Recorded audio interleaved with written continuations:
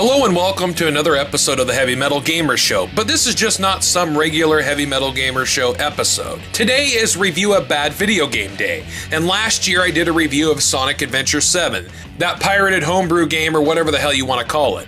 I personally call it a big fat smelly pile of dog shit that was stepped in and constantly reeks.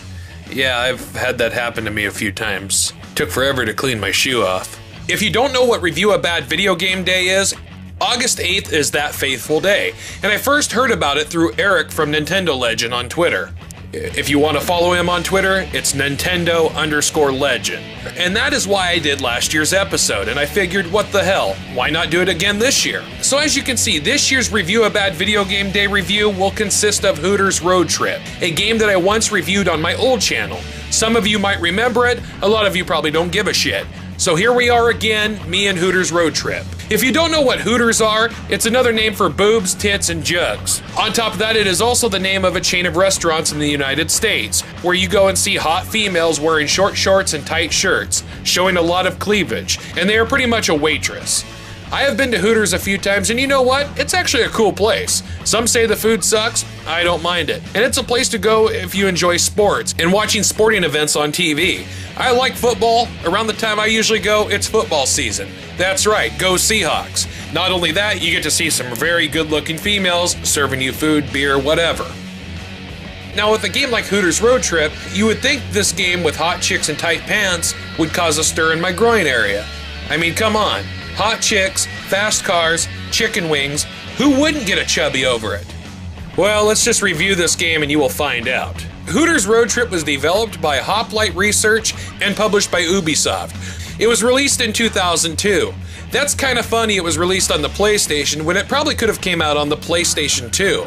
I am guessing the game was on a budget, and it has been said this is one of the last games released on the original PlayStation. So in Hooters Road Trip, you take control of a muscle car or some other type of fast car, and you will compete in races. Not only that, you will do different skill tests sponsored by Hooters. That's right, maybe they'll give you some complimentary wings while you drive, or maybe some beer, or some fried pickles, which they call frickles. Sounds like a real easy game, right? Let's just say that for right now. If you win these races, you will get to meet a real Hooters girl. That's right, she will come to your house, do jumping jacks, pour beer while spinning on a stool, make you wings, and so on. Okay, not really, but you get to meet a Hooters girl in video form. Of course, they are Hooters girls from the state you win in. Hey there! Welcome to Jacksonville. In Hooters Road Trip, you can test drive, practice, or take a road trip. I am guessing test drive is the arcade mode of the game, and road trip would be going through the whole game, unlocking cars and so on, which you would think they would put the test drive and road trip modes right next to each other on the main menu screen. Hooters Road Trip kind of reminds me of the cruising games, like Cruisin' USA or Cruisin' World, because you don't run laps in these races, you go from one destination to the other. There are a total of 6 cars on the road, that is including your car, so there are 5 opponents you must race against and beat. Not only that, you also have to watch out for traffic. That's right, semi-trucks, other cars, taxis, and so on. You will be able to unlock cars in this game after winning races, which you must license by doing a course. And boy, is this course awesome. You get maybe 1/4 of the track set up as a course, and then the rest is just open road. Nothing going on until you get to the end. You think they would have thrown some traffic in there, but nope, I guess they just want you to run on an open road. Nothing to do, just boring as hell. I mean, what kind of dumbass does this? I mean, come on now, where the hell is the logic here? Oh wait, there is none. These developers were probably too busy looking at the tits on the Hooters girls. Don't get me wrong, they are nice, but this is a game you are developing to sell to gamers. Now I know what you're thinking. Aaron, you've said good things about other games that are bad, or considered bad. There is a difference between those games and this game. To me, this game is almost broken. Where some games that people say are bad are actually not complete garbage. For instance, Jaws on the NES. A lot of people say that game is bad. It's really not that bad. I say it's decent. Back when I was doing scores, I think I gave the game a 7.5 out of 10. The graphics for Hooters Road Trip are not bad. Sure, they look a bit bland and boring, but I have seen worse. The game is colorful with the cars and whatnot, but that's about it. I wouldn't say the graphics are complete garbage. They actually kind of remind me of the Destruction Derby games. Yeah, you finished first! Yay! Keep jumping! Right here is the only redeeming factor for this game. The music and sound effects for Hooters Road Trip are not bad. Well, at least the music. I guess it's tolerable. But the music in the game, there's not a lot of it. I mean, yes, there's a lot played throughout the game, but it seems like it's the same 3 or 4 songs over and over again. The music to me sounds like generic rock, and then you hear some songs with turntables thrown in, like it's a rap rock mixture. Like I said, it's tolerable. The sound effects are nothing special. Hell, to be honest with you, the music might be one of the few things that are decent about this game. Well, besides the boobs. Now, like I mentioned earlier, you get to see a cutscene with the Hooters girls as they welcome you to the state or city or whatever the hell you want to call it. I sure hope these girls were paid good, and hopefully they don't find a career in acting because they are horrible actors. Then again, their main job is to serve customers at a restaurant and probably do some modeling for Hooters, like the swimsuit magazines, the calendars, and so on. I just feel bad for them that they are in such a god-awful game. But then again, I'm sure they don't even care or remember doing this. They probably work somewhere else now, not even at Hooters, or some of them might be doing porn or strippers. You just never know. The controls? Fuck the controls. They are god-awful, possibly some of the worst controls ever in gaming. The easiest is the acceleration and brake. The steering is what ruins this game. It's complete garbage. Sometimes it's slow at responding, other times it's way too slippery. If you want to turn a corner easy, you have to barely tap left and right. If you just push it down, your car goes all over the place, and it's almost like you are a drunk driver. This game should be called Drunk Driving Simulator, because you could hardly keep the car in a straight line. When it comes to the controls, I would rather play Sonic Adventure 7. Okay, maybe not. Maybe I'm going a bit too far there, but damn, this is bad. This is what totally breaks the game for me. Hi, y'all. Welcome to the Tar Heel State. Hooters Road Trip is one of the worst video games I have ever played in my life, and there has been some horrid games that I've sat down and played. The controls really kill this game for me, but not only that, after a while the game becomes boring as hell. You can also throw in the piss-poor license test that is just stupid as hell when it comes to the layout. Like I mentioned earlier, this game was one of the last PlayStation games ever released. I sure hope not many people remember this game, and hopefully there was some great games released that can overpower such a pile of junk. As far as I am concerned, they should have just made the game where Hooters girls run around in bikinis, jumping up and down, spinning on bar stools and pouring beer at the same time, and so on. At least that would be more entertaining than this. Hell, you could make some of this stuff as mini-games. Sure, it probably wouldn't have sold worth a damn, but it's better than this. If you want to put yourself through the torture of playing this game, or if you just want to see Hooters girls bounce their jugs, you could probably find this game at a local game store. At least I'm sure you can. Although looking at rarityguide.com, the game is 50% rare, so you might be able to find it on eBay.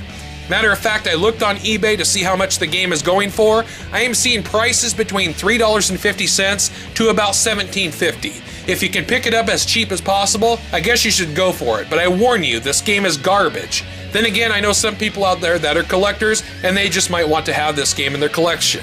Hello and welcome to another episode of the Heavy Metal Gamer Show, and this time I want to review Shaq Fu. Now, it comes to no surprise that Shaq Fu is a game that is extremely hated in the gaming community, to the point where people like to destroy copies of it, which I don't quite understand destroying copies of a game, good, bad, or whatever, but people do it. But is the game really that bad? Well, I thought I would give my take on the game. Like a lot of fighters around the mid-90s, they had arcade releases. Shaq Fu did not. It was developed by Delphine Software and published by Electronic Arts. It was originally released in 1994 on the Sega Genesis and Super Nintendo, but was later ported on the Amiga, Game Gear, and Game Boy in 1995. Shaq Fu is a fighting game that resembles other fighters such as Street Fighter II and Mortal Kombat. In this review, I'm going to focus on the Sega Genesis version. It is the one I know the most, since I had a friend that owned the Sega Genesis version and I played it quite a bit when I was younger. Now, as you can see, the game is based off of NBA basketball star Shaquille O'Neal, or for short, Shaq, or what he calls himself at times, Shaq Daddy. The story behind Shaq Fu goes like this. Shaq is in Tokyo, Japan, and he's en route to a charity basketball game. While wandering around Tokyo, he finds himself drawn into an alternate dimension by a local man who believes Shaq can save his grandson from the evil mummy, Set Ra. I think that's pronounced Set Ra. If I butchered it, I do apologize. Why couldn't this local man do it himself? He is supposed to be a kung fu master, or is he too damn old? I think it's laziness. In Shaq Fu, you will fight 11 opponents, including Set Ra. Now, if you don't want to play the story of the game and you have some friends over, you can play head-to-head against your friends. Although one character has to be Shaq, which sucks, because when playing a fighting game with friends, I like to choose different characters. I mean, wouldn't it be horrible if you got stuck with being Liu Kang in Mortal Kombat? I know I would be pissed. Between all the versions of Shaq Fu, I would have to say the Sega Genesis version is the best. For one, it has 5 more characters and 3 new stages than the Super Nintendo version, although the Omega port is very close, if not the same as the Sega Genesis version. The characters in Shaq Fu are Shaq, Aurorik, and I think I butchered that, Beast, Colonel, Diesel, Kaori, Liotsu, Mephis, Nezu, Raj, or what it looks like Raja, Set Ra, and Voodoo. Now, I probably did butcher some of those names, and I do apologize for that.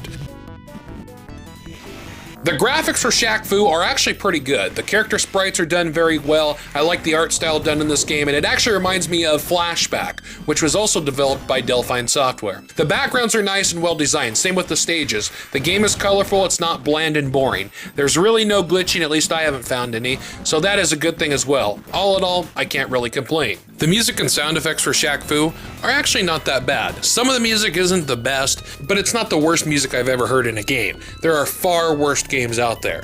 The sound effects are nothing memorable or anything like that.